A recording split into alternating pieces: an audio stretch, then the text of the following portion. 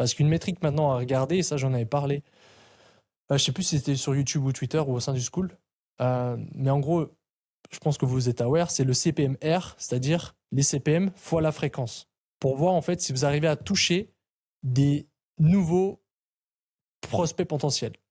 Et maintenant, comme c'est très compétitif, il y a qu'Andromeda, c'est l'indicateur presque principal à se concentrer pour prédire des futurs résultats.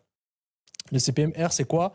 Ça va prendre en compte, comme je l'ai dit, le CPM fois la fréquence. La fréquence, pourquoi c'est important? Parce que ça va venir vous montrer, en fait, si vous allez venir toucher du trafic unaware ou aware, principalement. En gros, c'est ça. Et du coup, le CPMR, ça va venir vous montrer, en gros, si ça augmente, c'est-à-dire si vous avez un CPMR de 50 et que la semaine d'après vous êtes à 60 et qu'ensuite à 70, et ben en fait ça va venir vous prédire que vous allez avoir des futurs ROS faibles. Parce que ça va être en fait compliqué, que tu vas venir payer plus cher pour montrer au même type de personnes et que tu vas pas pouvoir en fait scaler sur des nouveaux canaux, sur des nouveaux marchés.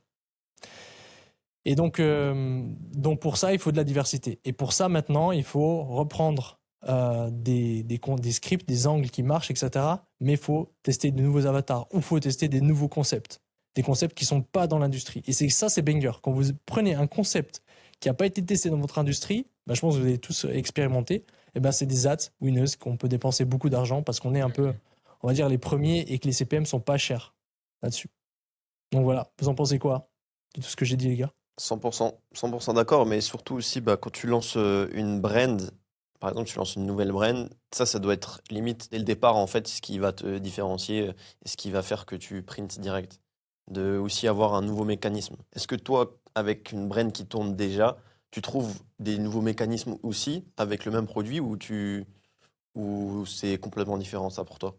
C'est une question assez complexe. En gros, le mécanisme, normalement, on le définit quand on fait notre positionnement, parce que ça peut faire partie du positionnement, ok, de se Ouais. positionner premium parce qu'on a ces mécanismes-là qui sont différents des compétiteurs, et du coup, on est premium parce que, en fait, ce mécanisme.